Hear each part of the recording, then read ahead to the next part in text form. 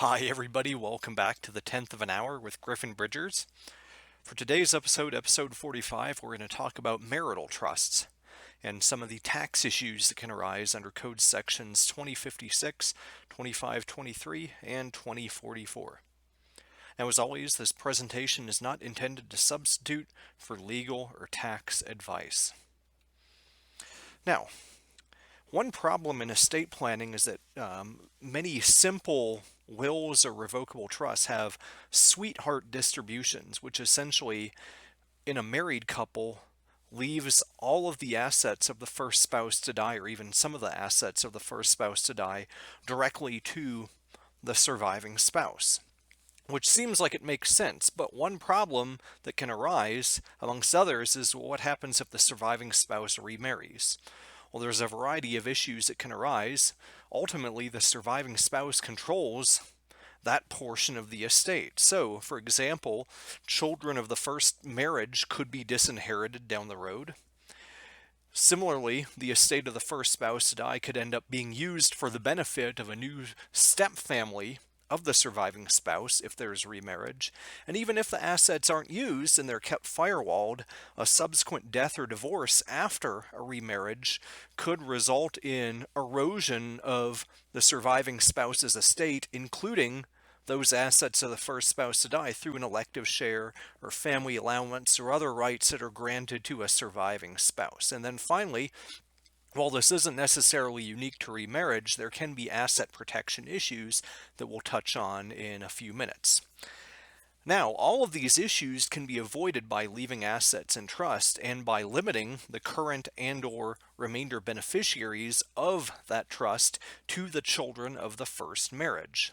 But one issue in the estate and gift tax world is that typically when you leave assets to a spouse, you get an unlimited marital deduction that offsets the gift or estate tax that would otherwise apply to the transfer.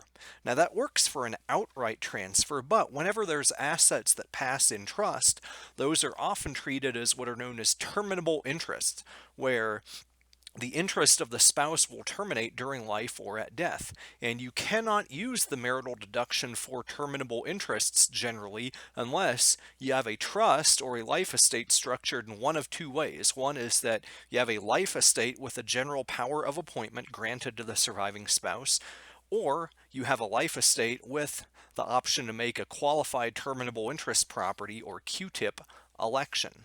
Now the latter, the QTIP election, is the more commonly used marital trust structure nowadays, but we'll look at both in turn. Now, the common element on both of these is the life estate.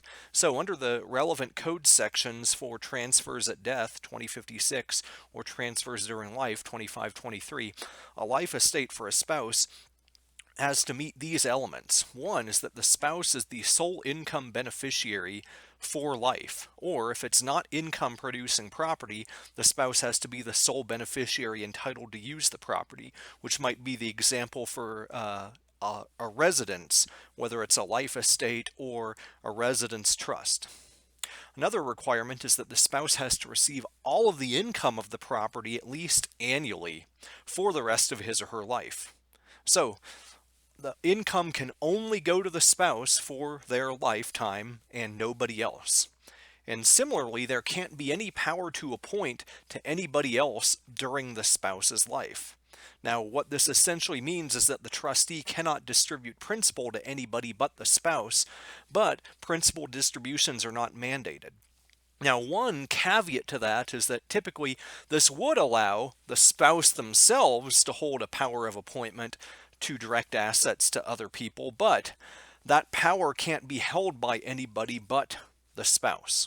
And then finally, another requirement is that the spouse has to have the power to turn unproductive property into productive property, which affects how the assets of the trust are invested and really requires that they be invested for income production if so requested. Now, under Code Section 2523 in the regulations, a life estate in a lifetime QTIP trust could revert to the grantor spouse at the beneficiary spouse's death. So if by gift you set up a QTIP trust or marital trust for your spouse and they died those assets could stay in trust for your benefit as the grantor. Now, in a lot of states that would result in a self-settled trust, but for example, there's a recent Georgia statute that prevents this from being a self-settled trust. So on the asset protection front, it might be helpful to look at this. But generally, it's important to note too that from an asset protection perspective, while a spendthrift clause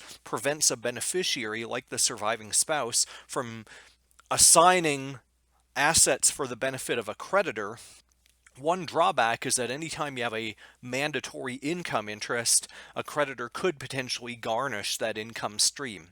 So, with the life estate feature of these trusts, the asset protection may not be as great as anticipated. Now, when it comes to the forms of trust, one option you have is to combine a life estate with a general power of appointment held by the spouse. Now, if you have a general power of appointment, that can apply to all of the trust or a portion of the trust. But for whatever portion the general power of appointment applies, the GPOA, that's the portion to which the marital deduction will automatically apply. So there's no option to limit the application of the marital deduction here. Every dollar of value over which the general power of appointment applies will use the marital deduction.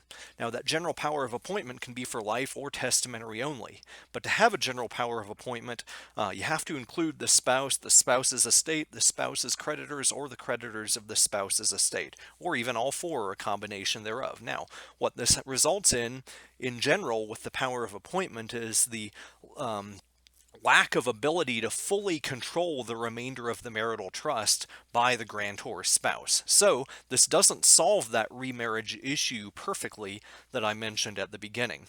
And it's important to note in this as well that the spouse's distribution rights as trustee could themselves be a general power of appointment if those distribution rights are not limited to an ascertainable standard like health, education, maintenance, or support. Now, if you want to avoid that outcome with the general power of appointment, both from a tax and an administration of the remainder perspective, the more commonly used marital trust applies a Q-tip election to the life estate structure that I mentioned. Now, this is an election that has to be made on an estate tax return, Form 706, for a testamentary marital trust, even if that Form 706 is not required. Or it could be made on the gift tax return for a lifetime Q-tip trust. Now, the Q-tip election can apply to all or part of the marital trust, or you don't even have to make the election, but the trade-off is that for whatever portion of the trust you make the Q-tip election, it'll get the marital deduction, and thus will use the surviving spouse's gift and estate tax exclusion at their subsequent death because the elected portion is included in the surviving spouse's gross estate under Code Section 2044. And the unelected portion will use the gift or estate tax exclusion of the grantor's spouse because no marital deduction is applied there.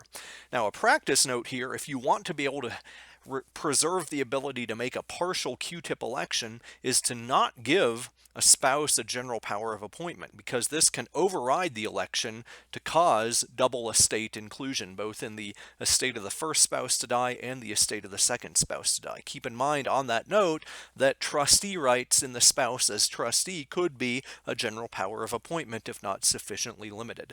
And then finally, one special feature of the Q-tip trust that you don't necessarily get with the power of appointment trust is that for generation skipping transfer tax purposes, you can make the reverse Q-tip election, which allows you to apply the grantor spouse's GST exemption to the trust to lock in exempt trust status for the remainder beneficiaries if they are skip persons.